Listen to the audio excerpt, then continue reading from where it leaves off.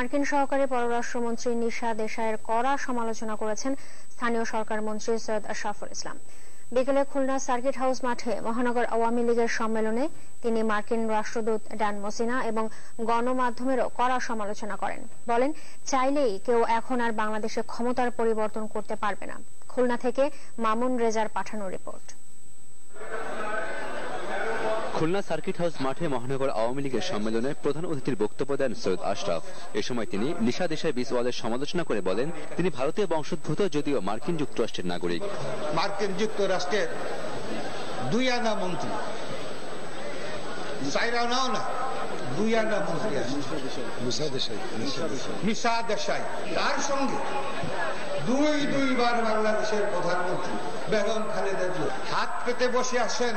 এই মিস দেশাই বাংলাদেশের ক্ষমতাটা বেগম জিয়ার হাতে তুলে দেবেন, এইটা আশা। সৈয়দ আশরাফের সমালোচনা থেকে রেহাই পাননি মার্কিন রাষ্ট্রদূত ড্যান মসিনাও। বলেন, 5 জানুয়ারির নির্বাচন বানচাল করতে সক্রিয় ছিলেন মজিনা, কিন্তু তাদের ক্ষমতা রদবদলের কোনো প্রচেষ্টাই সফল হয়নি।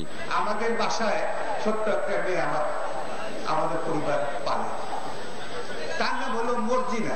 এক মর্জিনা আছে, খালেদা জিয়ার ক্ষমতায় বসাই দিবে, এইটাই খালি আপনার টেলিভিশন খুললে। মর্জিনা তো কত চেষ্টা করলো নির্বাচনটা বন্ধ করার জন্য, শেখ হাসিনা প্রধানমন্ত্রী না হতে পারে তার জন্য। বাংলাদেশ কিন্তু এই অবস্থায় নাই যে কাজের মেয়ে মর্জিনা বাংলাদেশের ক্ষমতা রদবদল করতে পারে। বাংলাদেশের ক্ষমতার পালাবদলে ভারতের বিজেপি সরকারের উপর আস্থা না রাখতে বেগম জিয়াকে পরামর্শ দেন আওয়ামী লীগের সাধারণ সম্পাদক। বলেন, মনমোহন সিং এর চেয়ে নরেন্দ্র মোদী আওয়ামী লীগের ব্যাপারে আরো বেশি কট্টর। কোনো কাম হলো না, মোদীর কাছে গিয়ে যদি আপনার কিছু আদায় করতে পারে, মোদী তো আপনার মনমোহন সিং এর থেকে আরো বেশি কট্টর।